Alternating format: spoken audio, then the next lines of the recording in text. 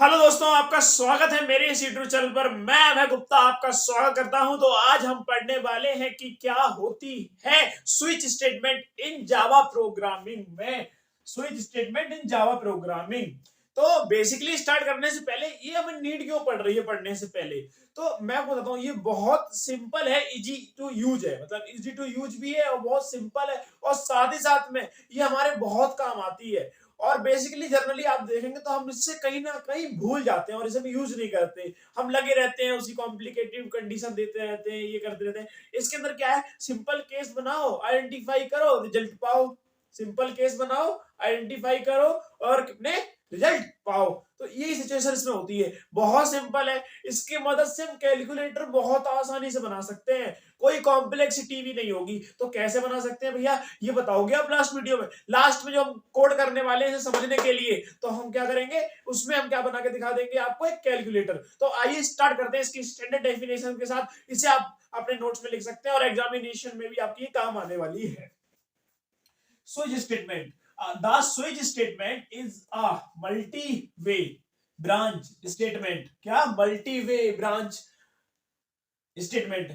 It provide an easy way to dispatch execution to different part of code. मतलब कि इसमें branch type के हमें कंडीशन दे दी होंगी और उस ब्रांच के अंदर हमें क्या करना पड़ेगा, जो अपना एग्जीक्यूशन, जो हमें पार्टिकुलर कोड का अंदर जो हमें वैल्यू चाहिए है ना, उस कंडीशन में हमारी लाई करेगी।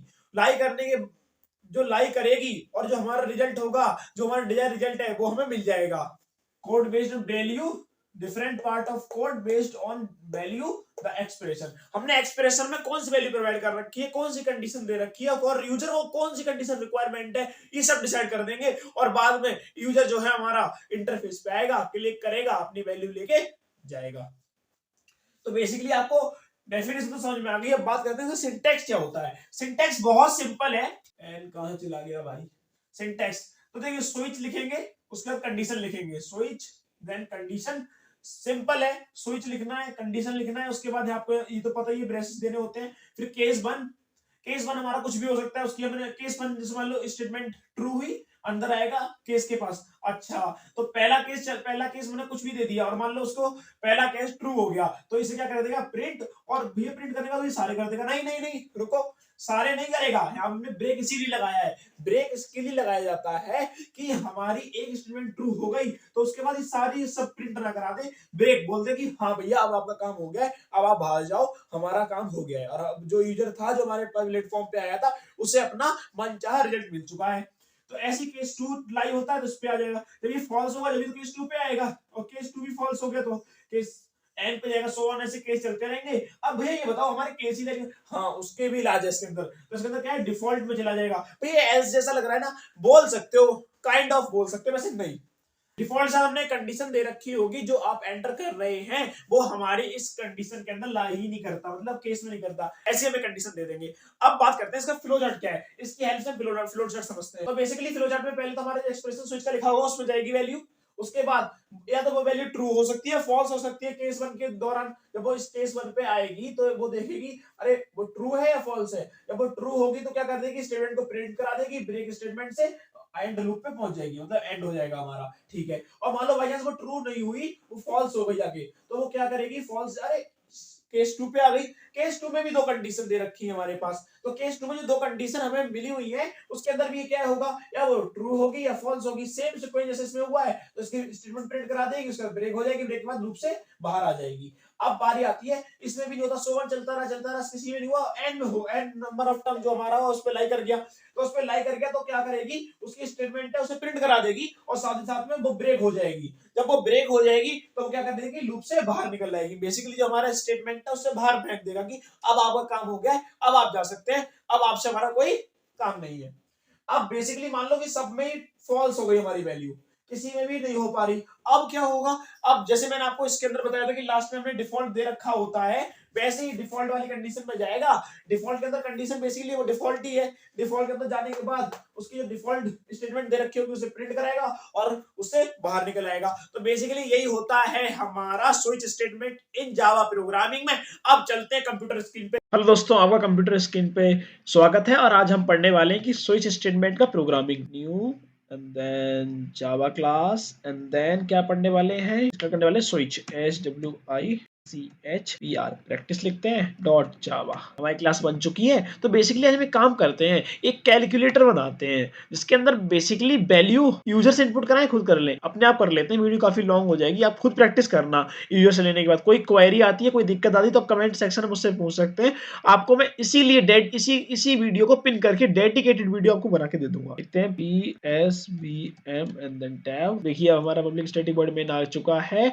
अब इसके अंदर में काम करते हैं इंट। देखिए हमें इंटीजर वैल्यू लेनी, डेटा टाइप की काफी वेरिएबल बनाने होते हैं पर नाम अलग होता है पर डेटा टाइप सेम होता है। तो हम अलग अलग करके लिखते हैं, वो काफी कॉम्प्लिकेटेड हो जाता है। जैसे कि इस लाइन में लिखा, फिर नेक्स्ट नेक्स्ट नेक्स्ट नेक्स्ट, काफी लेंथी भी और काफी डिफिकल्ट हो जाता है। तो इसे आसान कर सकते हैं क्या भैया? बहुत आसान है। आप ए लिखें एंड बी लिखें एंड सी लिखें, आप ऐसे लिख सकते हैं। तो बेसिकली हम एक काम करते हैं, ए की वैल्यू भी ऐसा कर देते हैं। ए की वैल्यू देते हैं 10 एंड देन बी की वैल्यू दे देते हैं हम, कितनी देते हैं 20। क्या बनाते हैं, एसटी नाम से बनाया इसके लिए। हम इसके अंदर स्टोर कर लेंगे इन दोनों का सम। बेसिकली सम नहीं, हम एसटी के अंदर वो स्टोर करेंगे जो यूजर क्या कराना चाहता है, इन दोनों के बीच में एडिशन कराना चाहता है, मल्टीप्लीकेशन कराना चाहता है, डिवाइड कराना चाहता है। ये कैसे करेंगे, आइए चलिए एक काम करते हैं, प्रिंट स्टेटमेंट देते हैं जो यूजर को दिखे। क्या दिखे, any of choose any operation, operation choose करो। हम एक ऑपरेशन देते हैं, जैसे कि हमने ऑपरेशन दिया, पहला ऑपरेशन देते हैं हम plus, enter and then plus दे देती है माइनस, मल्टीप्लीकेशन एंड डिवीजन। आप और भी दे सकते हैं, आप और भी दे सकते हैं। मैंने आपको एडिशन दे दिया, मल्टीप्लीकेशन दे दिया, डिवाइड दे दिया और सब्ट्रैक्शन दे दिया। ये यूजर के पास दिख शो करेगा और यूजर इसके थ्रू क्या कर सकता है, हमें बता सकता है कि हमें क्या करना है। तो ये बेसिकली यूजर के देने के बाद ये नेक्स्ट लाइन में प्रिंट हो जाएगा। ठीक है, यहाँ तक सही हो गया है। अब एक स्कैनर नाम से क्लास बनानी पड़ेगी। भैया इंपोर्ट भी तो कराना होता है, ऑटोमेटिक हो जाएगा ना। स्कैनर लिखे, इस पर क्लिक कर दे, देखिए इंपोर्ट हो गया। ये इंटेलिजे में हो जाता है। बेसिकली काफी सारे हो सकते हैं आईडी जिस पे करता हो, पर इंटेलिजे के अंदर बहुत स्मूथ वे में हो जाता है। तो हम किसके अंदर स्टोर कर लेते हैं, हम बेसिकली एक्स ले लेते हैं, इसके अंदर स्टोर करेगा, न्यू कीवर्ड देना होगा और उसके बाद स्कैनर क्या लिखना पड़ेगा, स्कैनर हमेशा कैपिटल में लिखें। स्कैनर क्या लिखेंगे, सिस्टम, सिस्टम डॉट इनपुट लेना है ना। देखिए यहाँ तक हमारा जो स्कैन फंक्शन जो हमारा बन चुका है। अब इसकी जो एक्स की वैल्यू है हमें किसके अंदर स्टोर कराते हैं, जिससे हमने एस टी पहले ही बना दिया था। ये इंटीजर नहीं लिखोगे, हमने यहाँ देखिए पहले ही बना के रखता है। दोस्तों अब जो ये एस टी हमने जो असाइन किया है, इसे काम करते हैं, इस एस टी को हम निकाल देते हैं, क्योंकि हम कैरेक्टर को हम रीड करा रहे हैं तो कैरेक्टर एस टी रीड नहीं कर पाएगा। तो हम एक काम करते हैं, कैर, कैर आपको पता होगा, मैंने बताया था कैर एस टी एंड सेमीकोलन। अब कैर एस टी हो गया है। अब इसके सामने हम क्या करते हैं, इसे क्या करेंगे, इक्वल टू किसके अंदर क्या स्टोर करेंगे, एक्स डॉट। अब देखो नेक्स्ट इंट अपने आप मिल जाएगा। अब यहाँ पे रेड लाइन आ रहा है क्योंकि आपको कैरेक्टर रीड कराने हैं, तो डॉट। बेसिकली हमें यहाँ पे इंट नहीं लेना पड़ेगा, इंट हटाना पड़ेगा, CHAR। अब देखो अपने ऑटोमेटिकली आ गया कि कैरेक्टर इंट इसमें कराना है। इससे हमारा क्या होगा भैया, देखो बताते हैं आपको। इसके अंदर हमें 0 लिख देना होगा और उसके बाद यहाँ पे हमें अपने लगाना होगा। अब बेसिकली जो इस अभी रीड करेगा ना, वो कैरेक्टर रीड करेगा, क्योंकि हमने यहाँ पे बोला है कि यूजर से चूज वन ऑप्शन, इसमें से एक ऑप्शन चूज करना है ऑपरेशन। तो वो चूज प्लस करेगा, तो उसे क्या मतलब प्लस, उससे तो प्लस हमारे लिए तो कैरेक्टर पता है कि उसे ही बताना पड़ेगा ना, कैरेक्टर रीड करो। तो अब स्टार्ट करते हैं अपनी स्विच स्टेटमेंट। SW लिखते ही आपकी स्विच स्टेटमेंट आ जाएगी। इसके अंदर हम क्या लिखेंगे, ST लिखेंगे और इसके अंदर काफी सारे हमारे केसेस बनेंगे। बेसिकली पहले हमें लगाना पड़ेगा केस, CAS लिखने से पहले ही आ गया। अब इसके अंदर सेमीकोलन लगता है और इसके अंदर SOUT साउथ। तो यहाँ वन लिखेंगे, वन लिखने से काम चलेगा, वन लिखने से काम चलेगा ही नहीं, यहाँ हमें लिखना पड़ेगा कौन सा सिंबल हम यूज कर रहे हैं, केस प्लस। बेसिकली अब यहाँ पे हम प्लस सिंपल ऐसे नहीं लिखेंगे वरना वो गलत देगा, हमें एक सिंगल क्वाइट के अंदर प्लस लिखना होगा। और इसके अंदर हम क्या कराना चाहते हैं, ए प्लस कराना चाहते हैं बी के, सिंपल। अब यहाँ के लास्ट में क्या लिखते हैं, आपको याद होगा, बी ब्रेक लिखेंगे, क्योंकि ब्रेक लिखाना जरूरी है। ब्रेक नहीं लाएंगे तो लूप से बाहर कैसे जाएगा। एक तो ये हमारा कंडीशन हो चुकी है, control C and then control C करके आपको एक टाइम बचेगा यार, बस और क्या, कंट्रोल बी। अब इसके अंदर हमें क्या करना है, सेकंड स्टेप हमारा सब्ट्रैक्शन, ब्रेक के अंदर सब्ट्रैक्शन। देखो कितना जल्दी आपका हो जाता है, कॉपी पेस्ट होना भी चीज बढ़िया है यार। कंट्रोल बी, सब्ट्रैक्शन हो गया। अब लिखते हैं मल्टीप्लिकेशन। मल्टीप्लिकेशन लिखने के लिए आपको यहाँ मल्टीप्लिकेशन लगाना पड़ेगा। लास्ट जो केस होगा उसके अंदर हम लिखेंगे डिवीजन। अब लास्ट में जो हमारा होगा, मतलब अल्टीमेट लास्ट जो हमारे पास केस ही नहीं बचे, क्योंकि हमारा जितना कैलकुलेटर के अंदर हमें देना था वो दे चुके हैं। अब इसके अंदर हम क्या लिखते हैं, डिफॉल्ट डी लिखेंगे, आपको डिफॉल्ट ऑटोमेटिकली मिल जाएगा, आपको पूरा कुछ लिखने की जरूरत नहीं है। SOUT, इसके अंदर स्टेटमेंट, डिफॉल्ट स्टेटमेंट क्या होगी, लिख सकते हैं इनवैलिड, इनवैलिड आउटपुट है, इनपुट, इनपुट भाई आउटपुट तो वो खुद ही देगा ना, ये आपको लिखे इनवैलिड इनपुट बेसिकली।